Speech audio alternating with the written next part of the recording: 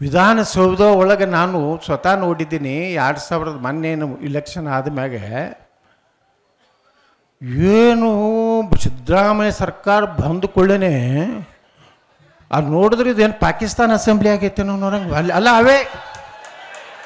ಅವೇ ನಾಂದೆ ಇದೇನು ಪೊಲೀಸರ ಜೋಡೆ ಜಗಳ ನಾನು ಹೆಂಗೆ ಅವ್ರ ಜೋಡೆ ಅವ್ರಿಗೆ ಹೊಡಿಲಕ್ಕೆ ಹೋಗ್ತಾರೆ ಅಂದಾಗ ಕಾನೂನು ವ್ಯವಸ್ಥೆ ಉಳಿತೈತಂದ್ರೆ ಒಂದು ಕೋಮಿಗೆ ಪ್ರೋತ್ಸಾಹ ಕೊಡ್ತೀರಿ, ಹಿಂದೂಗಳನ್ನು ತುಳಿಲಾಕತ್ತೀರಿ, ಅವ್ರಿಗೆ DJ ಹಚ್ಚಿಸ್ಕೊಡಲಾಗಿರಿ.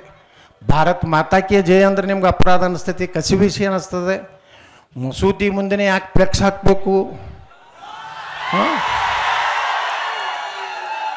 ಈದ್ ಮಿಲಾದ್ ದಿವಸನೇ ಗಣಪತಿನ ಯಾಕೆ ವಿಸರ್ಜನೆ ಮಾಡಬೇಕು?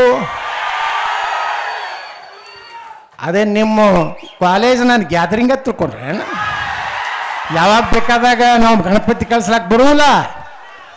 ಗಣಪತಿ ಕಳಿಸ್ಬೇಕಾದ್ರೂ 5 ದಿವಸ 7 ದಿವಸ 9 ದಿವಸ 11 ದಿವಸ 15 ದಿವಸ 21 ದಿವಸ ಹಿಂಗ. ಅವಾಗ ಅವ್ರ ಹಬ್ಬ ಬಂದ್ರೆ ನಾವೇನು ಮಾಡೋಣ? ನಾವು ಕಳ್ಸೋಗತ್ತೆ, ನೀವು ನಾಳೆ ನೀವು ಮಾಡ್ಕೊಡ್ರಿ. ನಾಳೆ ಹೇಳಬೇಕು, ಇಲ್ಲ ಮಿಸ್ಟರ್ ಯಾರು ಕೊಯ್ಕಂದ್ರೆ ನೋಡ್ರಿ ನಾಳೆ ಹಿಂದೂಗಳ ಹಬ್ಬ ಇದೆ, ನಾಡದ ನಿಮ್ಮ ಕಾರ್ಯಕ್ರಮ ಅಂತ ಹೇಳಬೇಕು. ನಮಗೆ ಹೇಳ್ತಾರೆ ಏನಂತ ಹೇಳಿ, ಅವತ್ತೇ ಗಣಪತಿ ಕಳಿಸುವಂಥ ಅವಶ್ಯಕತೆ ಏನಿದೆ? ಯಾರೋ ತಪ್ಪು ಮಾಡಿ ಯಾರೋ ಮೋಸ ಮಾಡಿ ಇವತ್ತು ನರೇಂದ್ರ ಮೋದಿಯವರಿಗೆ ಮೆಜಾರಿಟಿ ಬಂದಿದ್ದರೆ ಹೆಂಗೆ ಕಾಶ್ಮೀರ 370 ಆಯಿತು, ಎಂದೂ ಹೋಗೋದಿಲ್ಲತ್ತಿದ್ರು. ಅಯೋಧ್ಯ ರಾಮ ಮಂದಿರ ನಿರ್ಮಾಣ ಆಯಿತು. ಎದಕ್ಕಾಯ್ತು? ಮೆಜಾರಿಟಿ. ಇವತ್ತು ವಕಫ್ ಕಾನೂನಿಗೆ ಎಷ್ಟು ಪಾರ್ಟಿ ನೋಡ್ರಿ, ವಕಫ್ ಅನ್ನೋಂಥದ್ದು ಎಷ್ಟು ದೊಡ್ಡ. ನಮ್ಮಲ್ಲಿ ಅಂತರೂ ಯಾವುದೋ ವಕಫದ ಅಧಿಕಾರಿಗೆ ಎಲ್ಲಿ ತನಕ ಕಣ್ಣು ಕಾಣಿಸ್ತೈತೆ ಅದು ವಕಫ್ ಅಂದ್ರೆ ಮುಗಿದು ಹೋಯ್ತು.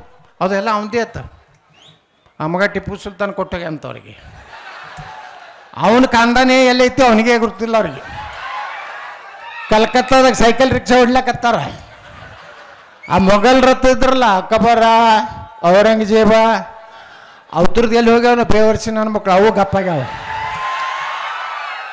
ಅದಕ್ಕೆ ನಮ್ಮ ದೇಶ ನಮ್ಮ ಧರ್ಮ ಇವತ್ತು ಜನ ಯತ್ನಾಳ್ ಸಲುವಾಗಿ ಕೊಡ್ತಾ ಇಲ್ಲ. ಯತ್ನಾಳ್ ಹಿಂದೂಗಳ ಪರವಾಗಿ ಗಟ್ಟಿಯಾಗಿ ಮಾತಾಡ್ದನಂತೇಳಿ ಇವತ್ತು ಜನ ಸೇರ್ತಾ ಇದ್ದಾರೆ.